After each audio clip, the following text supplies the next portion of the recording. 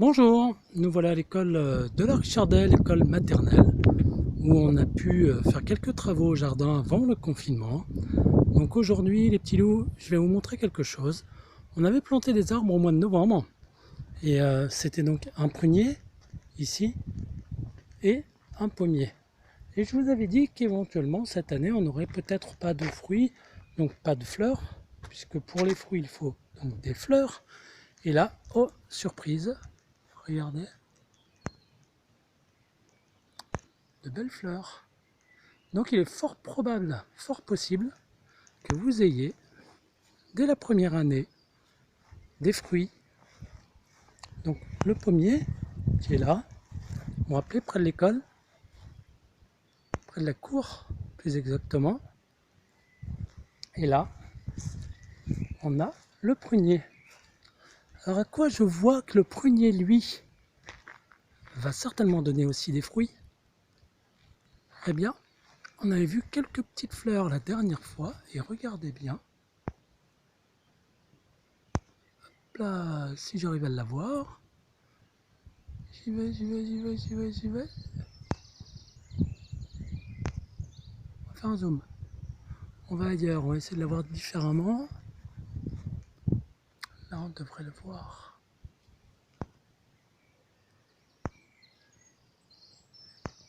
On a quelques tout petits fruits. Je vais essayer d'attraper une branche. Du haut de ma taille. Immense, regardez là. Sur une des branches. Voilà. Une petite prune. On voit le reste de la fleur le long de la branche, qui est fanée. Et au bout, le fruit. C'est le petit bout vert là que vous voyez. La petite boule verte. Voilà, donc on a l'assurance d'avoir des fruits aussi sur le prunier. Je vous emmène faire un petit tour. Là, les travaux ont arrêté, hein. Il y a beaucoup moins de bruit, hein. C'est plus tranquille.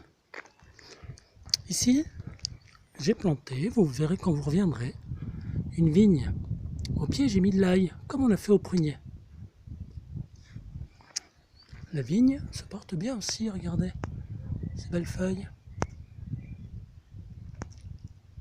Et normalement, elle viendra couvrir le grillage. Vos petits abris se portent bien. Le lierre à côté qui pousse, qui abritera aussi les coccinelles et les chrysopes.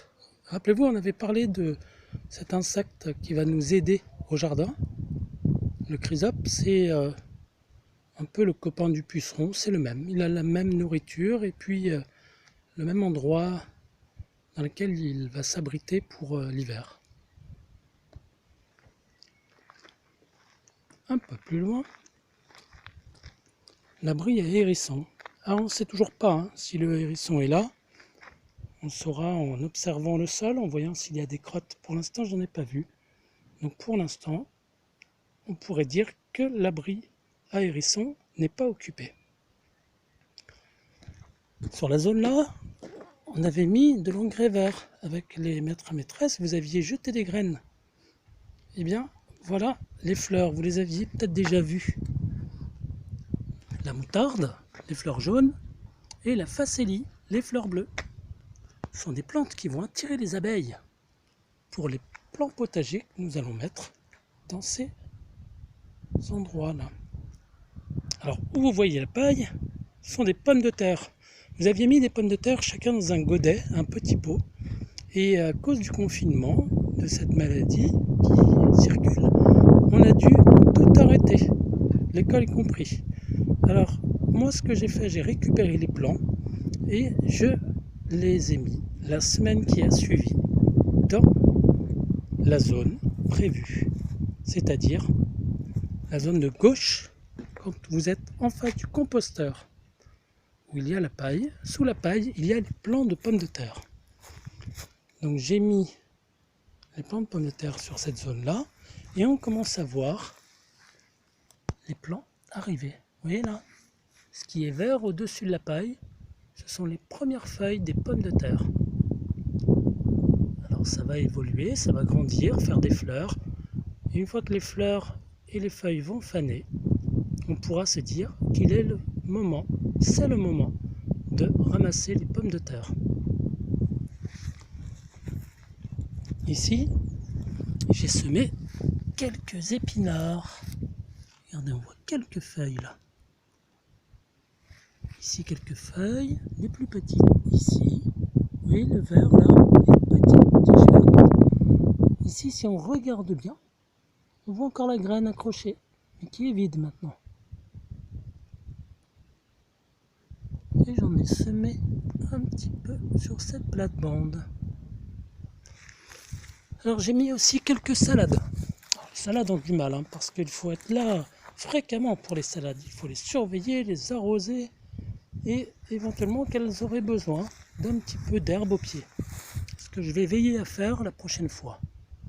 Mais là elles sont petites encore, et puis pas super en point. Elles grandissent pas très vite, parce qu'elles ont besoin du jardinier, les salades, pour veiller sur elles. J'ai mis ici une ciboulette. La fleur commence à apparaître. Vous verrez, ce sera des fleurs violettes, tout éclatées, un peu comme les chardons. On aura l'occasion d'en reparler. L'arrosoir pour arroser toutes ces belles plantes et ces belles graines mises au sol. Le persil. Ici, les petites tiges vertes, ce sont des échalotes. Elles vont grandir, vous pourrez les déguster quand vous reprendrez l'école. À côté, le romarin. C'est bon ça, ça parfume beaucoup les viandes quand on fait de la cuisine. À côté, vous connaissez aussi le thym. Ce sont de toutes petites feuilles très très parfumées. Le thym. À côté, j'ai mis de la violette. Alors les fleurs sont déjà apparues et là elles ne fleuriront plus avant l'année prochaine. J'en ai mis 4 sur la plate-bande ici. Un peu plus loin toujours, vos abris se portent bien. Le lierre pousse le long des poteaux qui servira encore d'abri pour les coccinelles, les chrysopes, les cloportes et tous les insectes amis du jardin, ou nuisibles, mais les amis du jardin s'en chargeront. J'ai pu mettre ici, en face de la classe de Valérie, un mûrier sans épines. On regarde, le voilà, il se confond avec les ronces derrière, les mûres sauvages. Et regardez le mûrier sans épines. Hop, un petit zoom. Et on essaye de la voir, le voilà. Vous voyez les petits boutons là, au centre des feuilles? Eh bien, ce sont les futures fleurs du mûrier. Vous les verrez certainement aussi à la reprise.